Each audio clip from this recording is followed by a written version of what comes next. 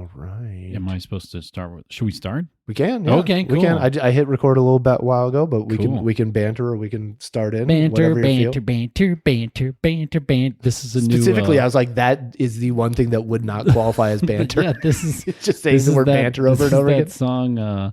It's like Mbop. You've been listening to crummy music. I can create How some dare more you. crummy music for you. How dare you? Banter, banter, banter, banter, banter, banter. I will go to the mat that Hanson Mbop is a banger. That song is good. Oh God, we just lost our entire listenership. They're gone because now. I expressed positive views of Hanson.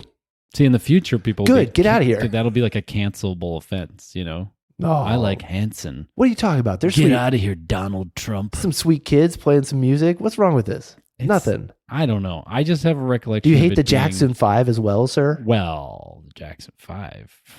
They're Little good. kids singing cool music. Okay, but Jackson 5, they talk about it's like about romance and stuff. I feel like, is that what Hanson They have an talks about entire too? song just about the ABCs. No, it's about how it's easy to love someone. It's as easy as ABC to love someone. That's so sweet. Oh. It's not about the eight. Do you Yeah, listen and to the Hanson's lyrics? song is about mbop. And What is that about? What is that? in an mbop, you're gone. What are you going to do? What does that mean? It's mbop. You got to listen to it. No, it's not. So. See, this is what I'm talking about. You're telling It's me not actually mbop doesn't about have a larger... anything. It's just like word sounds coming out of mouths. What if it was about the fall of the Berlin Wall and like the end of communism, and you just didn't, Mbop. you just didn't listen to it closely enough? Maybe it's a proto K-pop, like mbop. That sounds like a Korean word. They had to call Mbop. K-pop had to call themselves K-pop because mbop was already taken. That was Yeah. what they wanted. Mbop. Like bop just means rice in Korean, right? So In Korean, mbop it means would've- delicious. Yeah, I rice. was gonna say in Korean it would have been Mbop. mbabimbop. Oh, bibimbap. Yeah. Bibimbap. Bibimbop. That's the K-pop version. Yeah, that's the K-pop version. I could see like a few years from now they just bring those guys back and have them endorsing some commercials in Korea. But they're going to be all like old and Yeah, like, they've they're- all had real storied lives. Here's bad news for you: they're our age. They're was not one old. was one in prison? I think all of them are now married and divorced and have had real lives, and they're like real dudes. What are you gonna do? Yeah, I know. They could start a new like a family, call it the Hanson family. Kind of sounds like Manson family. See, creepy. I know Scary. too much about these kids, but there are 7 kids in the Hanson my God. family, and only the Catholics? 3 are the musicians. So the other 4 have got to be like sitting there looking at the. But they still get to go to parties and be like, "I'm a Hanson brother," and people are like, "Oh my God." They'll be like, "Are you the one who plays the drums?" And you're like, "No." No, And they're like, no. "The guitar?" And you're like, "No." And they're like, No. "You the harmonica guy who sings?" And you're like, "No." Harmonica guy. Yeah, Taylor. What do you mean? Now you know that this is a good band. Zach, Taylor, and Isaac. I know all the kids. Oh my God. I go deep on Hanson. That's how it goes.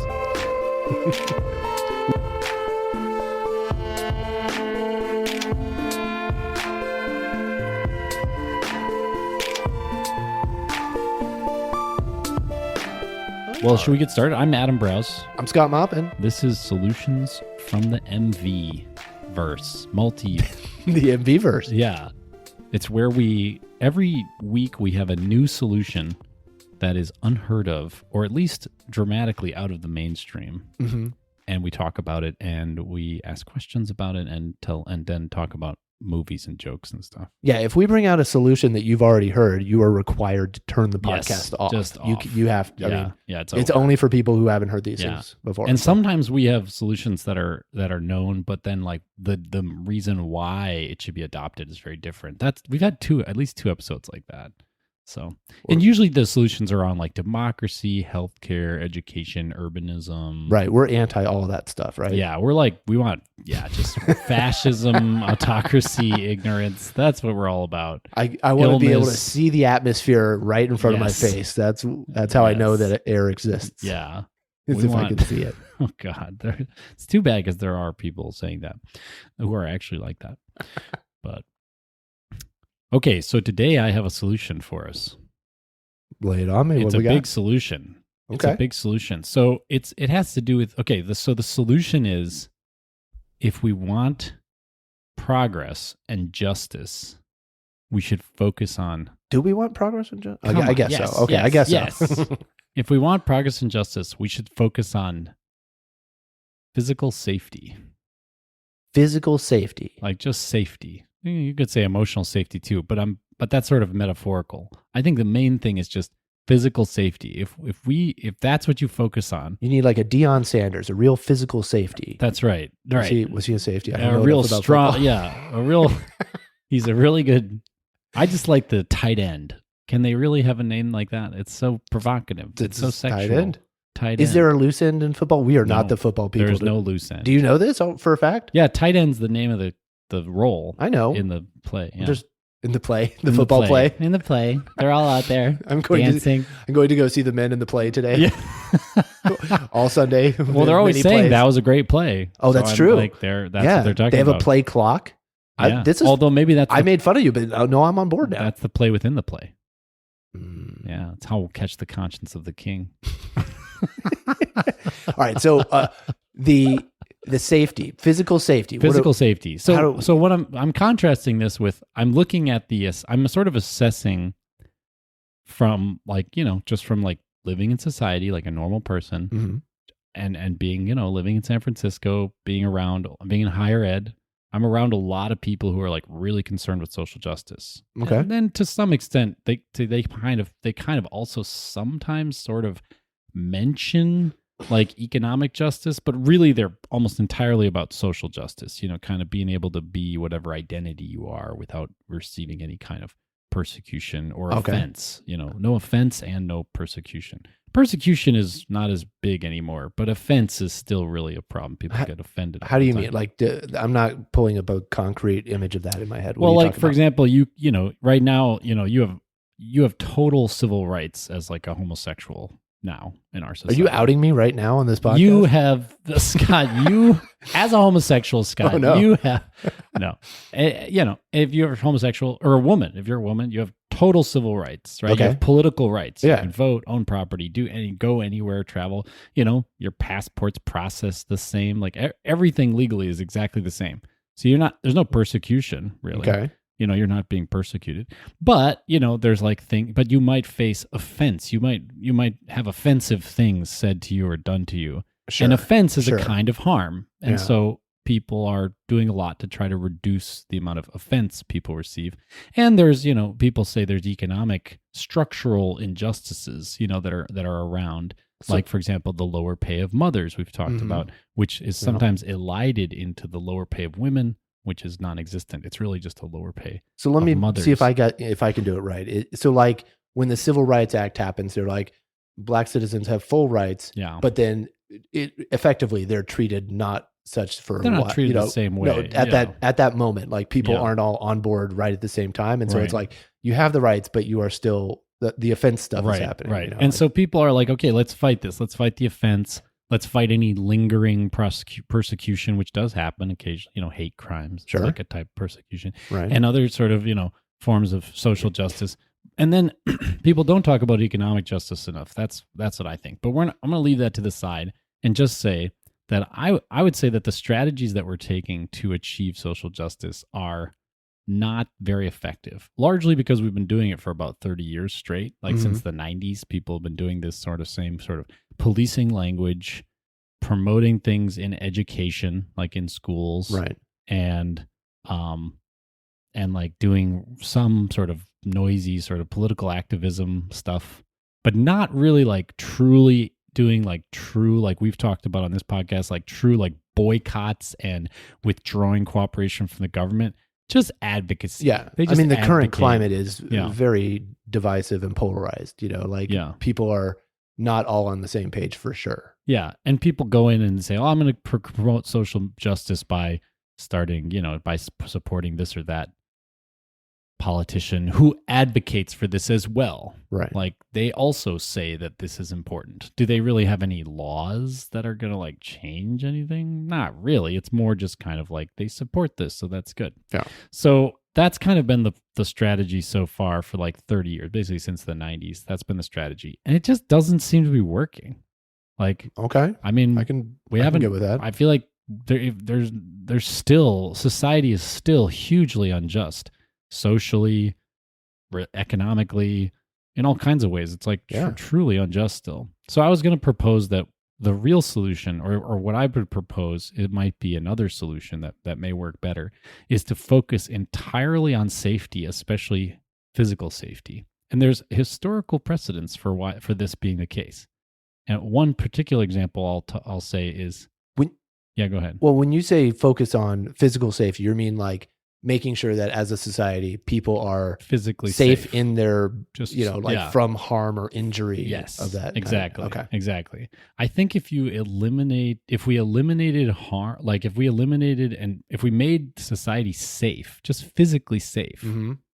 that itself would actually drive social justice far more effectively than policing language, for example. Like, just let people say whatever they want, but actually make sure everyone is physically safe. Okay. And if you do that, I think actually it's almost impossible for there to be social injustice, actually. And I can talk about it, kind of why. But I think one of the examples, the way I came up with this idea was because Susan B. Anthony said, you know Susan B. Anthony, the women's dollar movement leader. She's on the coin. Yeah, which they got rid of because, of course, it was the only coinage with women. Oh, it was replaced with the Pocahontas coin. No, I think it was originally replaced with a JFK coin. JFK is on the 50-cent piece, I believe. Oh, really? Oh, there was a 50-cent piece? There's a 50-cent piece, and then there was a Susan B. Anthony dollar. And then they did the Sacagawea dollar, probably when I was in college, I think. Yeah. I'm still for the Harriet Tubman 20. I would really like that. Yeah, I think that'd be awesome. That'd be great. Yeah. But so Susan B. Anthony, who was like one of the leaders of the first wave feminism, mm-hmm. trying to get actual political civil rights for women, she said that and you can look up the quote, she said that the most important thing for the women's movement ever was the invention of the safety bicycle, which is what we just call bicycles. Because how dangerous were their bicycles? Yeah, so before the safety bicycle, just throw some of these giant spikes on your seat. That's not good. No, you know what I'm talking about. The velocipedes, not velociraptors, but velocipedes, the bikes with the huge front wheel, the penny farthings. Yes. And the back wheel, super dangerous. Yeah. Because you're way up high. They look so stupid, but I love them. Yeah, it was I want to ride one, but I do too. They look really dumb. I do too. It's super, but they're dumb, but they're also really dangerous. You fall off, you crack your head.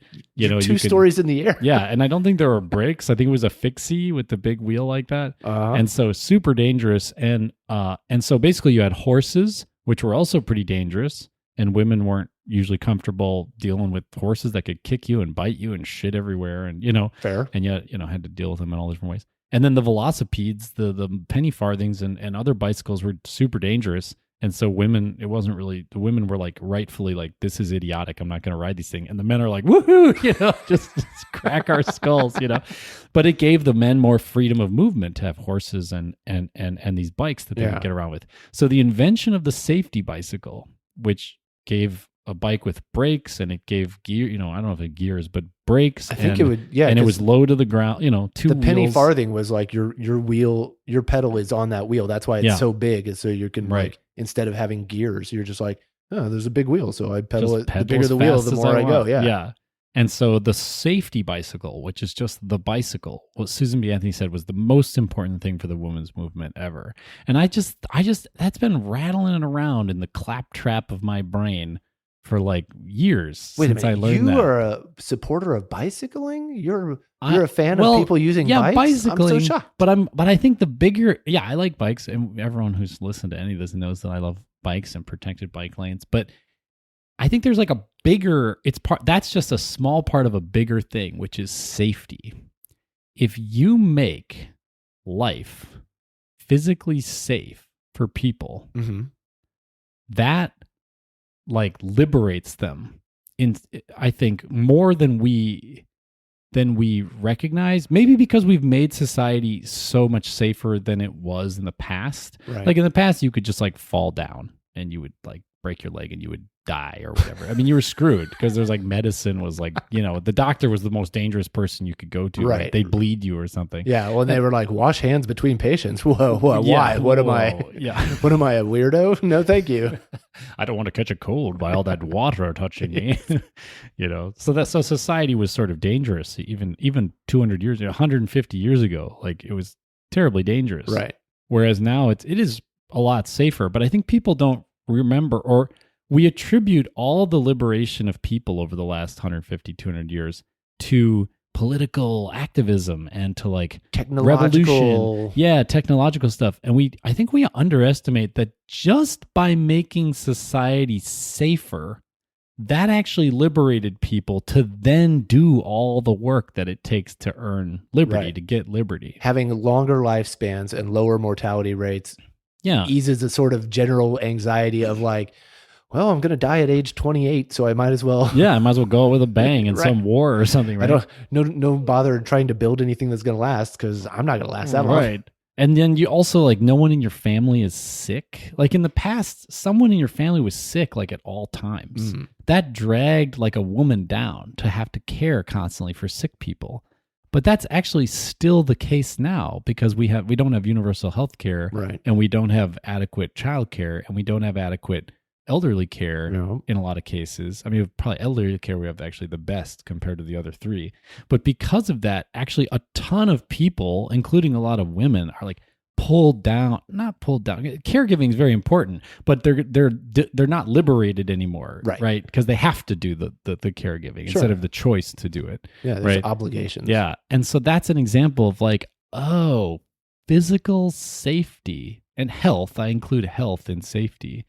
Like, if you're actually make society as a whole physically safe and healthy, that's actually the basis for all this other stuff that we want. Justice, liberation, even economic growth. Yeah. Is all like dependent on that. Makes total sense to me. But it's not focused on. That's the problem. Hold on. We got to focus on it. What are the steps to make a more physically safe society? Because I can think of two giant ones that we talk about or have talked about before. Yeah. Well, I mean, which are lots. What do you think? Healthcare, universal healthcare, and gun control. Gun control, universal healthcare, and that comes to mind because I lived in Japan where I had healthcare and there were no guns, and I felt safe walking around at 3:00 in the morning on the most crowded places with little care to my own. Like I got to watch my surroundings or whatever, and I didn't realize until I came back. I was like, oh, there was a level of general anxiety that I just didn't have there, that I do have in America, because it's you could have a catastrophic catastrophic health thing that costs you, like, that puts you into debt forever, or a gun thing could change stuff real fast, real quick, permanently, and you don't get to control that.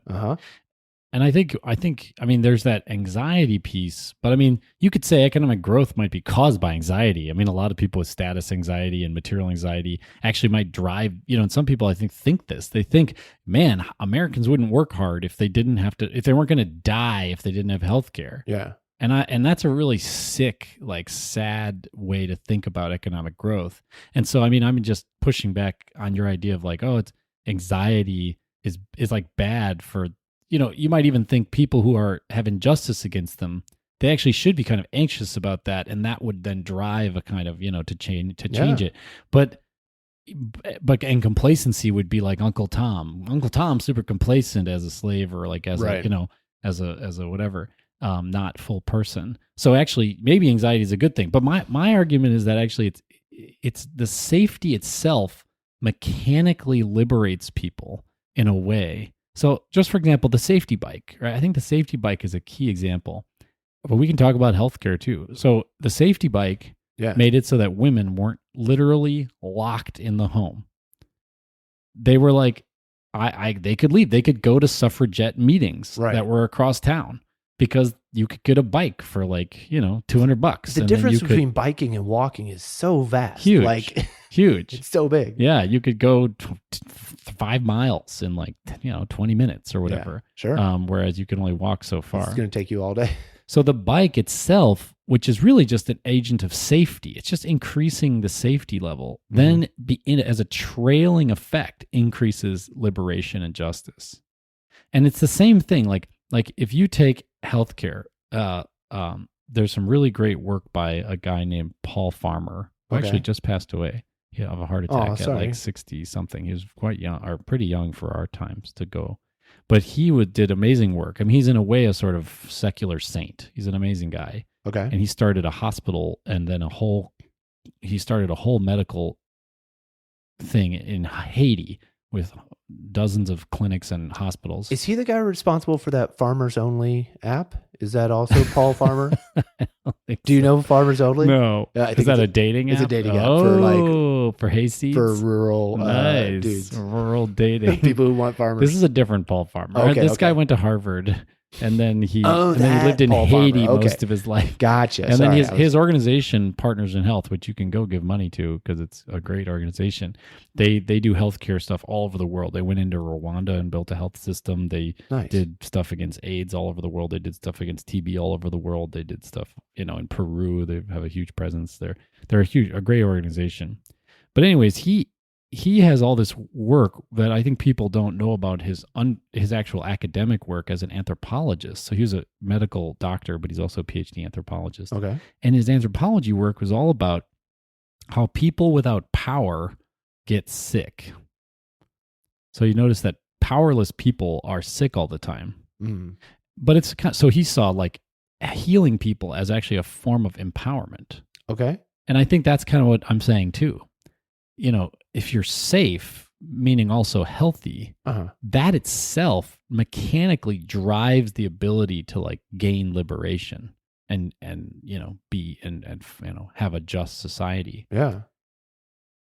I like that. Yeah. So what are the steps? What would be your first steps if you were King Adam and you could control the personal safety? Well, I'm not King Adam. I mean, if you can pull those levers, what do you pull? Well, I mean, I think the first thing I would do is I would start a podcast. And in that podcast, notoriously podcasts make people more safe. Super safe. You're sitting there and you're like, in the gym, you're totally safe. Watch those weights. Careful. Watch those treadmills. Make sure to hook that little thing on that no one hooks onto themselves, but you should. What thing? The little treadmill thing that hooks onto your shirt and then if you fall, it pulls off and stops. Oh. No one uses it. Yeah, I don't use one of those. See? You're not safe. I'm not going to fall off a treadmill. How fast do you think I'm running? Until you do. That's true. I was actually just talking recently about focusing on personal safety, but surprisingly, I had a very different sort of plan. I wanted to build like an Iron Man suit that continue. Was I'm bigger on the outside, right? But it's so that it could be like full of pillows on the inside, so it's more comfortable. Because I was like, that doesn't look very comfortable for that guy. That's like the one thing that suit needed, because he always got blasted around and shot out of things. Yeah, imagine if it was full of pillows on the inside. If it was squishy and nice inside, you have memory foam all up in there. That's pleasant suit. I also just watched Panic Room, so I was thinking of like a panic room you could wear around with you and not have to worry about like getting stabbed or shot or anything. You just go about your business. This kind of reminds me of the movie Surrogate. Did you watch that movie Surrogates? No. With You've watched a movie I haven't watched. I know. Whoa. Ding ding ding. This should be like an alarm bell. Just confetti falls down. Oh my God, we've done it. We never thought this day would come. So wait, Surrogates. What is Surrogates? Surrogates is I think it's a profoundly good movie. But I like sci-fi movies. If you don't like sci-fi, but it's the guy from Die Hard. Bruce Willis. And Ryan Reynolds? No, not Deadpool? Ryan Reynolds. No, there's no Ryan Reynolds in it. It's just Bruce Willis and because Deadpool knows he's in a movie. There's a leading woman who's good to his wife. I can't remember what her name is though as the actress, but she's quite good. But yeah, and then there's a few. That's it, I think, in terms of big names. Okay. But it's about a sci-fi future where you can, kind of like Avatar, where you can like beam your consciousness into an avatar. This is like you can beam your consciousness into a robot who looks like a human. Hence the titular surrogate. Yeah. Okay. And most people do it. It like becomes so common that most people beam into their surrogate every morning, and then they just go around the whole life in their surrogate, and then they like beam out. So their actual body is like chilling out in a room with like a VR setup or whatever. It's kind of like they kind of prefigured COVID, I think. They kind of prefigured the stay at home stuff. That'll be the new working remote is you're like, I'm staying at home, surrogate. But my flesh body is going out and doing all my things for me. And it was a lot about safety because you could like get hit by a train and you'd be fine. You just wake up when your surrogate dies, you don't die. Mm. Yeah. So that was like a thing. So what made you think of focusing on personal safety? Like what triggered this thought in your mind? Was it what made me think of this was the Susan B. Anthony quote. Did you have to beat up a bunch of guys in a dark alley recently? I when I was a child, we were coming out of the opera. Oh no! Yes, and we were accosted. Wait, did you have incredibly rich parents by chance? It was more of a penny opera. Oh yeah, we were gypsies. Oh no, man! If a poor kid walks out and their parents get shot, I don't think they have the means to fly around the world and learn to be like a ninja and get all the gadgets that they. Batman doesn't happen unless you have a rich person, right? There's no poor person Batman. Is there a poor person Batman? Isn't it Daredevil? He's a lawyer. He's blind, but he doesn't use his money to do anything. He's a defense lawyer. He doesn't make very much money. Oh, well, yeah, that's true. And he's blind on top of everything. He can afford rent in New York City. That's pretty true. That's pretty hefty. But he might as well just move to St. Louis and be Daredevil there. I mean, there's crime everywhere. Daredevil only swings on the arch. That's all. Why do these guys always fight crime? Crime has been going down for decades because of mostly Daredevil and Batman. No, because of cell phones mostly. You think cell phones are the main driver down of crime? That's what I read. Yeah. I read that. How so? Because you can be anywhere you are. You have a phone. You can call the cops. So even if you don't have to call the cops, it prevents crimes from happening. Because you just hold up your phone and say, "I'm going to call the cops if you don't stop." And they go, "Oh, shoot." That makes sense. You don't have to get out of the situation, make your way to the police station and file a report and be like, "Right, a guy attacked me 4 hours ago way over there. Can you go get them, please?" Exactly. Right. Yeah. So, I mean, crime has just been going down. The Freakonomics guys, they said that crime was going down because of abortion, which I thought was really hardcore to even say. I have heard that theory before. It is hardcore. I think that's BS. Because if that were the case, then the year that abortion became legal, like Roe v. Wade, then you would have seen a drop directly. But that's not what we see. What we see is crime going down gradually over time. Wouldn't it be more of a lagging indicator like we were talking That's other what I mean. week? 14 years later, 16 years later, then it would drop. But it would drop precipitously 16 years later. But it didn't do that. It just kind of inched down over decades and decades, which means, in some ways it is public safety being improved. But here's an example of another thing that's not safe. Anyways, the point is, I'll say this. I came up with the idea for mainly two reasons. One was because I heard that quote from Susan B. Anthony it was from an ex-mayor of Madison, Wisconsin. Okay. And I was putting on TEDx Madison, and I was like the curator of the whole thing and sort of setting it all up. I had other guys who were doing awesome jobs as organizers, but I got to be the curator of the speakers. And that meant I had to meet with each of the speakers and hear their idea ahead of time and help them design it into a TED Talk. That's cool. Yeah, it was really fun. How did you get? I did that 3 times. How did you slot into that? I led the charge. That's cool. I started it. Yeah. Okay. I put on TEDx Madison the first time, and then I put it the next 2 times. I worked with teams of people, and we all really shared the responsibility together. But one of the talks was one of the ex-mayors of Madison, who talked all about bicycles and how transformative they are for cities. And that TED Talk, which you can look up on YouTube, or I'll drop it in the notes, is really, really good. And one of the things he says was this quote about Susan B. Anthony.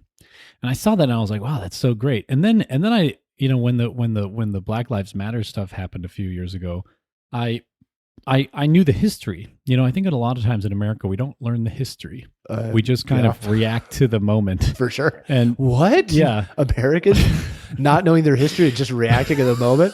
I can't get up. Clutch my pearls, right? Yeah, no, that sounds right on. So I looked at the history, and the history was not good. I mean, the history was, 25 years before, we had another black man beaten almost to death Rodney King. He did not get beaten to death, but it was beaten up brutal, real bad. And it was one of the early. Of it. Yeah, it was pre-cell phone, but it was one of the early where you have video of the thing happening, and you don't just have to it's not the person's word against the cop's word.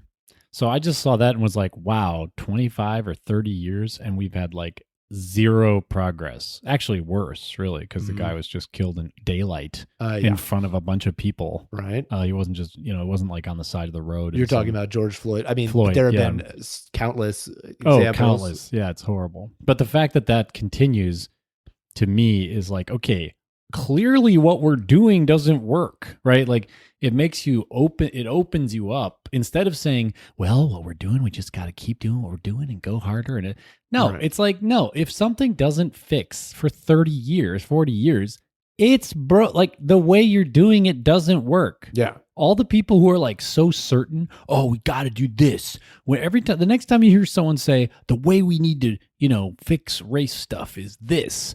And if they're not saying something totally new, don't listen to them because they've been saying the same damn thing for 40 years. Right. It doesn't change. It does not change anything. The civil rights movement changed something. Yeah. That went from no civil rights to civil rights. And guess what they did? Mass boycotts, mass general strikes, mass withdrawal of cooperation from the government. Okay. True withdrawal, not just, they were protesting. That people who think that the civil rights movement was protesting are out to lunch. Protesting was just the most visible sort of, thing that was remembered. Right. They were doing bus boycotts in Birmingham, Alabama. That meant that nobody rode the bus. Think how crazy that is if everyone stopped riding the bus who are like people of color, which in Birmingham, Alabama, and in these neighborhoods was everybody. Yeah. And they just stopped riding the bus. That meant they had to set up, coordinate rides. People were just walking every day, miles and miles. It was a huge sacrifice and a huge direct action. I mean, I'm a big Gandhi guy, and he was like, what if we just make our own salt? And the British Empire was like, no, please, we tap out, bro. Stop making your own salt, please. Yeah, they actually did real boycotts, real work, and that actually led to change. Yeah. And it was fast. They were like, let's start doing this, and then like 20 or 10 years later, it was like full civil rights. So it's amazing. Are you about to prescribe us boycotts or? Well, no, I mean, sure. Boycotts, general strikes. We've talked about that already a little bit. But I think the main thing, what I'm talking about is I think what makes that possible even is safety. So if we can, when you think, it'd be nice to have universal health care because it would just be nice. And maybe there's some moral, we should be nice to the most vulnerable people in our population or blah, blah, blah. Right. That's like missing the bigger picture, which is that if you give people public safety and health, they will then turn around and liberate themselves. Mm. They will not continue to be ground down in injustice. They're only able to be ground down in injustice because their life is so unsafe and ill and sickly. And you have to spend so much time and energy focusing. It's that Maslow's hierarchy of needs things where it's like, if you can take care of the top ones, it frees up people's brain space and physical space to do other lower level things. If your food and housing and personal safety are taken care of, all of a sudden it's like, liberated. I don't have to worry about that 24/7. That gives me a lot more leeway to do stuff. Well, I'll give you another example. So Cars. So we talk about gun violence. The Pixar animated movie Cars. Yes. Lovely movie. And Cars 2. Kerchow. I really hate these movies. There's the Cars 3 as well. Don't leave it out. God. How dare you? It's just famous podcaster will tell you that brainwashing. Cars 3 makes Cars 2 looks like Cars 2 makes Cars 3 look like Cars 1. There you go. That's it. I thought you were going to say like The Godfather. No. It's like, whoa. Edgy take there. Cars 3. I borrowed that from Griffin Newman on Blank Check. So Cars 3 is better. Cars 3 is better than Cars 2. Cars 1 is the best. Kerchow. Just like Star Wars. Just like Star Wars. The original 3. Episode 1 is the best. The Phantom Menace, the best Star Wars movie that's ever been made. Oh. Is that what you meant? The original 3. The original. Oh. Chronological. Oh, okay. Not chronological. Original. Star Wars. Return of the Jedi. Empire Strikes Back is the best. Oh, no. You said third is the best. It's not like Star Wars. It's the opposite of Star Wars. No, first I said good, in Cars, second is the first best, one's third the best. is the one with the hairy It's chest. the opposite of Star Wars, yeah. Yeah. It's like, it's the opposite of Star Wars. Yeah, Cars 2 is no good. Don't. Okay. Or just don't watch any of them because it's all just car propaganda. No, Cars 1 is great. Cars are Kerchow. good. Kerchow. Have you seen it? I haven't seen any of the cars. I don't like cars. You don't have to like Cars to watch the movie Cars. I don't want to look at a bunch of propaganda. It's like Top Gun Maverick. It's just propaganda. It's all just... Top Gun Maverick's also very good. Not good. Do not say that. Did you see it? Good. Yes. It was horrible. It's great. I was so bored. They also did a Star Wars.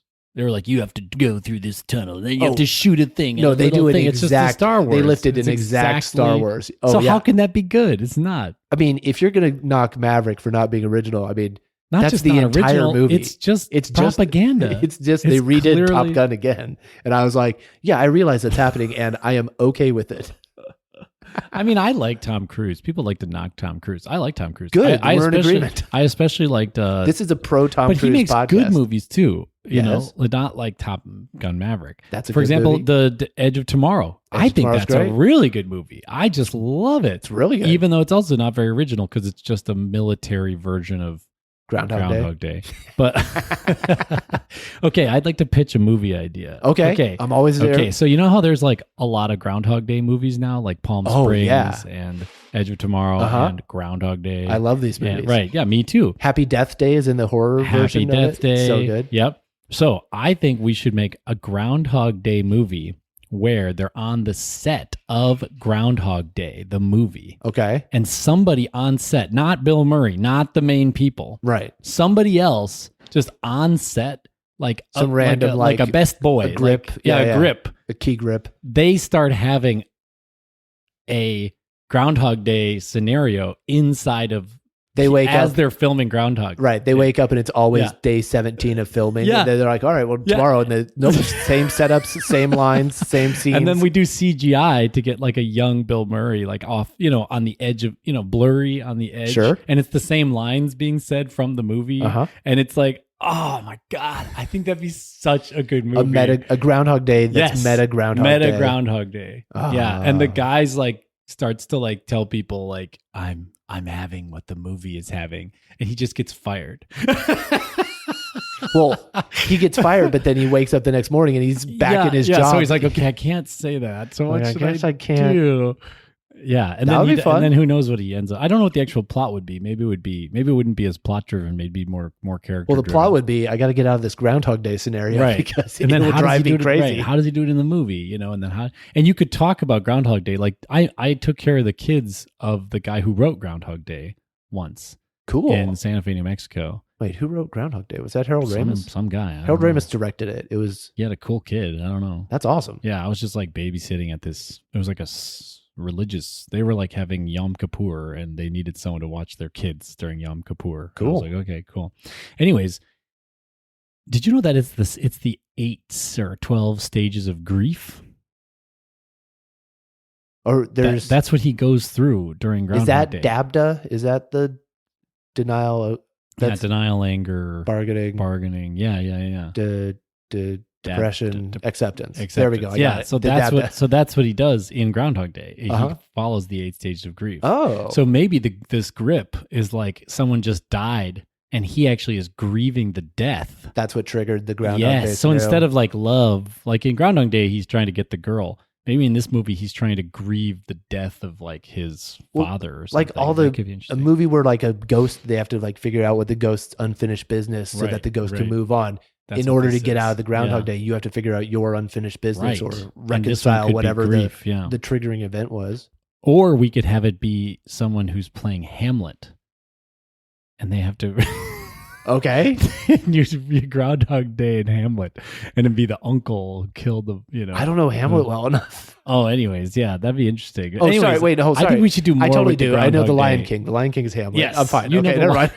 We're good. God damn it. That's right. This is a bit of a Hamlet episode. We quoted Hamlet at the beginning. Well, we've fully stopped being podcast people, and now we're just movie makers, and we're going to make this new Groundhog Day. The play's The Thing, the football play, in which I'll catch the conscience of the king. What's your favorite Hamlet line? On 3, go. There's providence in the fall of a sparrow. Wait, I was going to be like, to be or not to be, but is that Hamlet? Yeah, that's Hamlet. That's pretty classic. All Hamlet. right. Yeah. I like providence in the fall of a sparrow. Doubting myself. Yeah. That's okay. I don't know. I read Hamlet a lot and watched it a lot, and I got really into Hamlet. I recently learned that it's actually a retelling of an Icelandic folktale. Oh. Of someone named like Alguleth. It's like an unpronounceable word. So they were like Vikings who were very they were Vikings who were very like murdery with each other's brothers. Yeah. Icelandic murderers. Yeah, exactly. But Anyway, safety. I feel like I haven't made the connection directly enough for people to understand. Let's do it then. Like, if you have a sick family member, you will not organize a union. Do you see what I mean? Like, you'll be busy taking care of your sick family member. Yeah. You see what I mean? Yes, I do. Or if your uncle is in a car accident, if your uncle who lives in your household and brings in money to pay for rent and food in the household because your dad's on disability or something and your mom's whatever, if your uncle gets into a car accident, that wrecks the family's finances. Just reverberates all the way through every member. All the way through. Like God forbid you're in some kind of,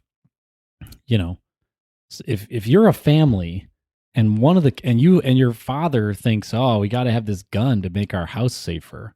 And then God forbid, this is just horrible tragedy, but imagine this happens every day. Yeah. Imagine a kid gets in the gun and accidentally shoots themselves.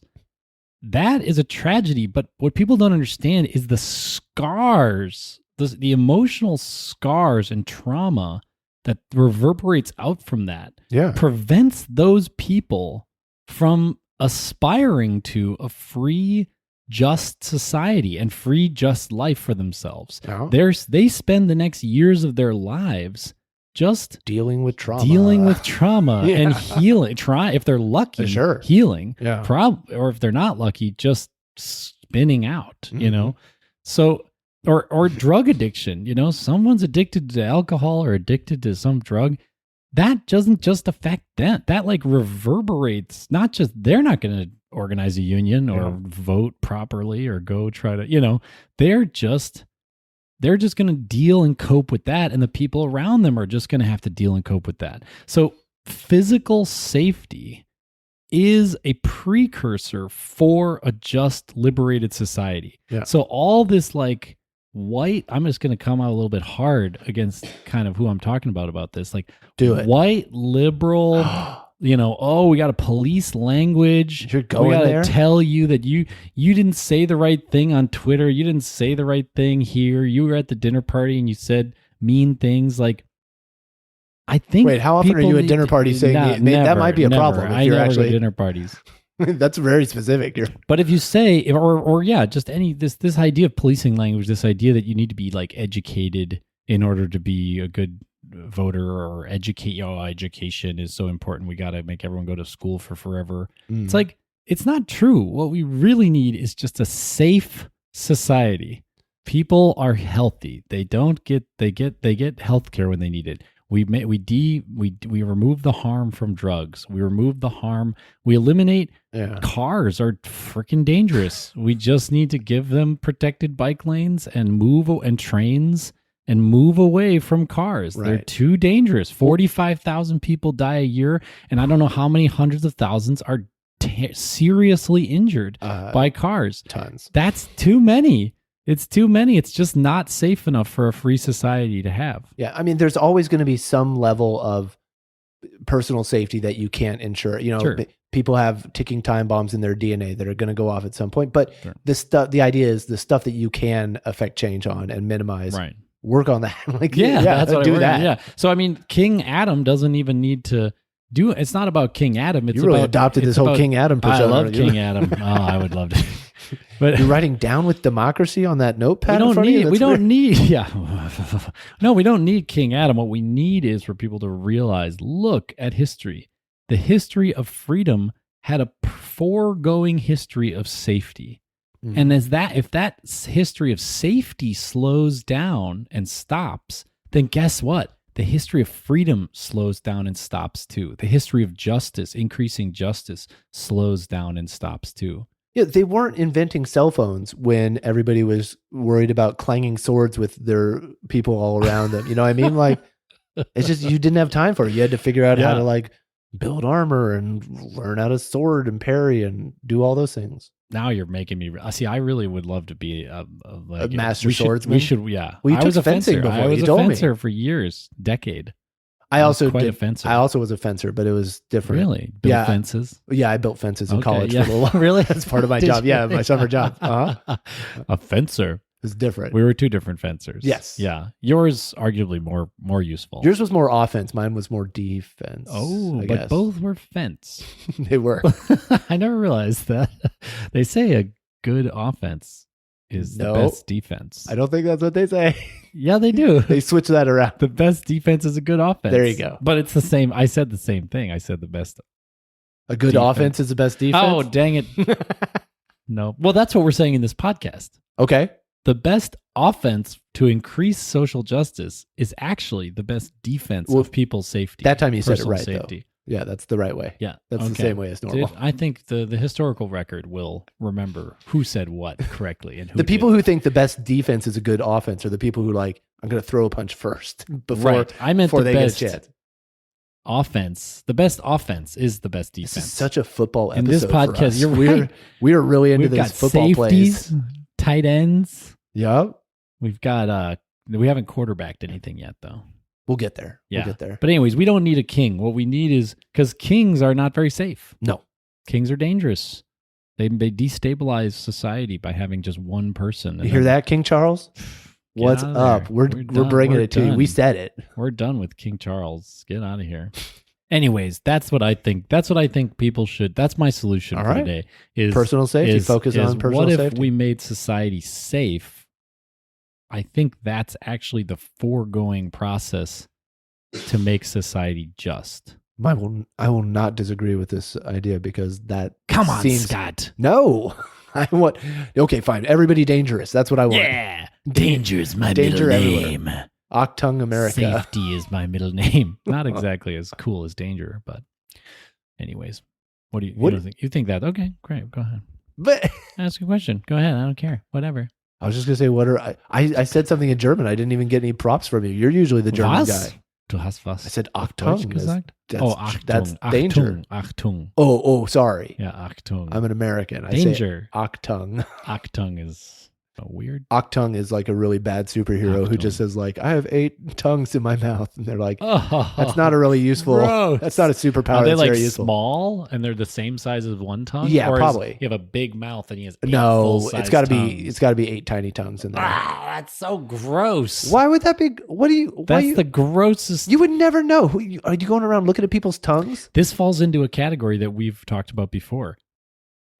We've talked about this before. Yeah, low-level mutants. Remember, there's omega mutants, yes. but then there's also got to be just really lame-powered mutants. Yeah, this is one. Octung. Octung is a lame-o mutant. He can't even get into Professor Xavier's Octung is what we should call people who can speak 8 languages.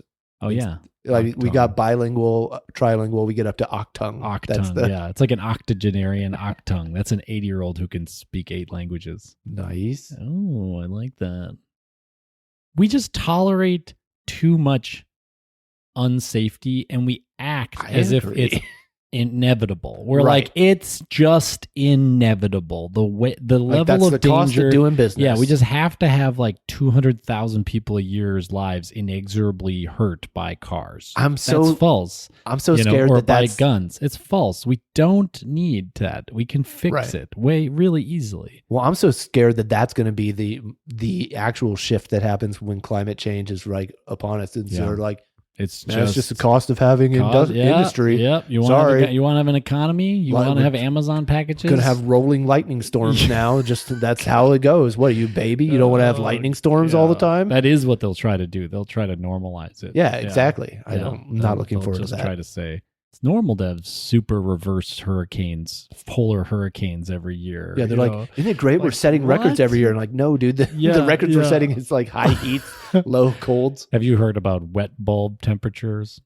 Wet bulb temperatures. Wet bulb? I'm trying to even imagine what that would be. It's a term that means when you combine humidity and temperature into one number, that's called the wet bulb temperature. Fair. And okay. I don't know. I think it's because you put a wet cloth around a bulb and then that's the thermometer and you wave it around in the humid, like in the air, and that gives you a temperature. And it reads differently if it's wrapped in water. I can't tell if you're doing a bit, if this is a bit or not. No, that's real. That's real? What it is. It's called wet bulb because the way you measure it's with like a wet bulb. Well, it's definitely irrelevant because I mean, the people who are like dry heat's different than humid, but it is. It feels different. Yeah.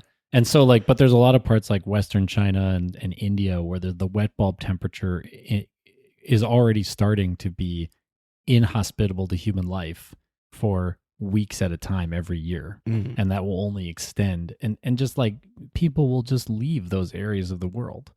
They won't be able to live there because people will all die. Because, you know, you have to be inside air conditioning beyond what's possible to do for all day, every day, for weeks, every year, you know, at one time a year.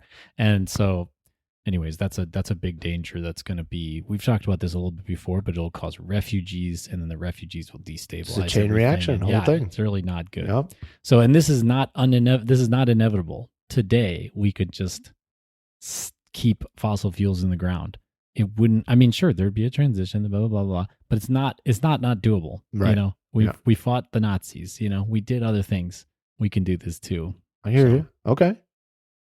But so personal safety, personal safety via bicycles. The Protected safety bicycle bike lane would be my first act as king. Adam. Susan B. Anthony is our new patron saint of personal safety. Yep. And via the bicycle.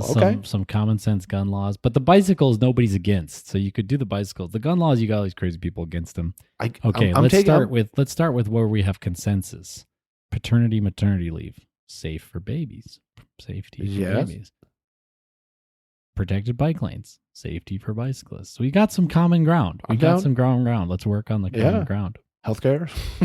Well, basic healthcare. Some people, nursing hotline. Hotline. So find some things that people can all agree on, you know. Okay. That's it. That's my theory. It. That's my theory of change here today. I wish there was an easier way to test it out in reality. Well, you just look at history. You don't have to test it. No, I don't mean test it. I mean, I wish we could implement it. Just like unilaterally go like kaboom. Now we've safed it up. Yeah, safe it up. No, it's not silver bullet. It's silver buckshot. So it's 100 little silver bullets. If you have to take care of a pack of tiny werewolves attacking you. Oh my God! Here they come! Pull out the silver buckshot. They're coming through the windows. One through each werewolf. Silver buckshot. Yep. Well, thanks everybody for listening. Thanks for coming in. Yeah. See you again next time. Keep it safe. Check out the YouTube channel and come back. Safe sex. We didn't even talk about how safe sex liberates people like crazy. I guess we'll have to do that next time. We didn't talk about all the safety. There's so much safety that liberates people. Safety liberates. I believe it.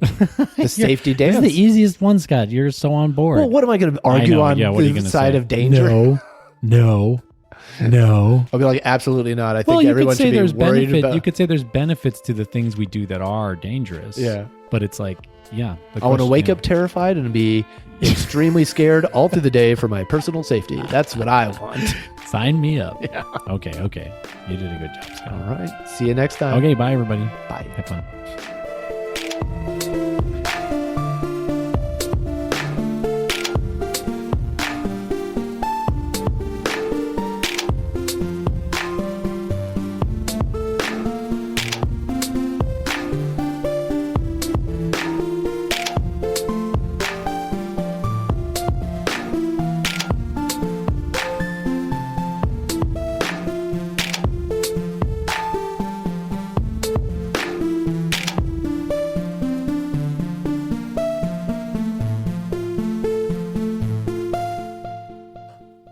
Now I'm questioning whether or not I even said the right reference.